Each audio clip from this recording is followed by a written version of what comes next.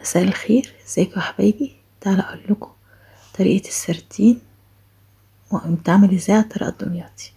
وصفه سهله وبسيطه وان شاء الله هتعجبكم، مش هتعملوا بعد كده السردين غير بالطريقه دي. السردين كلنا عارفين هو مفيد جدا، خصوصا لاولادنا، فايده كبيره وطعمه حلو ولذيذ، واحنا في دمياط بنحب جدا بنعمله في اشكال كتيره.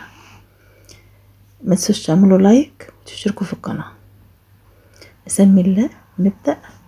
المقادير: معانا كيلو سردين، نغسله يبقى زي الفل وننضفه كويس قوي تحت الحنفية. معانا توم مدقوق بشطة، ومعانا هنا حوالي 3 معالق خل وملح وفلفل وكمون، ومعانا دقيق عشان قلية السردين، ومعانا البهارات بتاعة الدقيق اللي هو توم بودرة ومعلقة كبيرة كركم ومعلقة صغيرة ملح، ومعانا ليمون عشان تعصر على السردين وعلى التتبيلة ولا عليه بعد ما يتقلي. ومعانا كيس اقول لكم الكيس ده فايدته ايه. نسمي الله ونبتدي. اول حاجة هنخلط الملح والفلفل والكمون على الثوم اللي مدقوق اللي فرمينه مع الشطة، وننزل عليهم ب3 معالق خل او معلقتين، نقلبهم كويس قوي، ننزل بيهم على السردين ونتبله ونحطه فيهم حوالي ربع ساعة او تلت ساعة لغاية ما يشرب من التتبيلة كلها بعد كده بنجهز الدقيق اللي هنقلي فيه السمك. هنا بقى هنعرف ايه فايدة الكيس اللي احنا هنستعمله، مش هنستغنى عنه ابدا. هنحط الثوم بودرة والكركم والملح على الدقيق ونخلطهم،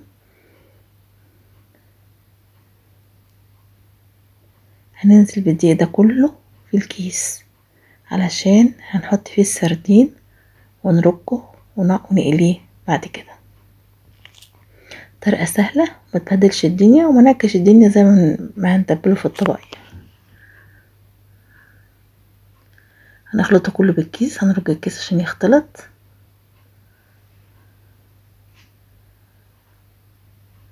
بعد كده نبدأ ناخد السردين وننزله في قلب الكيس، هناخد حوالي 1 2 أو 3،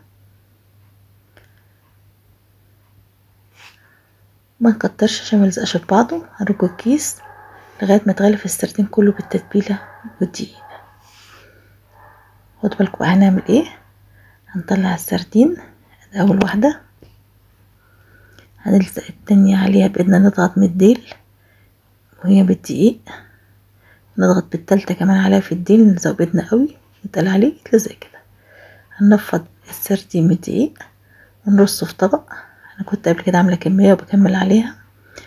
هنتبله كله بالطريقة دي ونرصه في طبق على من هنعمل كمان واحدة واحدة عشان تاخدوا بالكم عملنا ايه.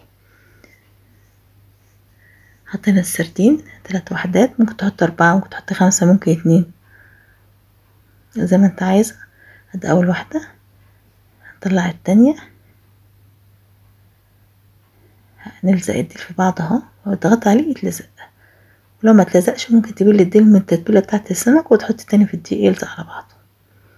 هنملى الطبق كله كده، يكون السردين كله اتعمل بالتتبيلة دي. نسخن الزيت وننزل بالسردين في الزيت.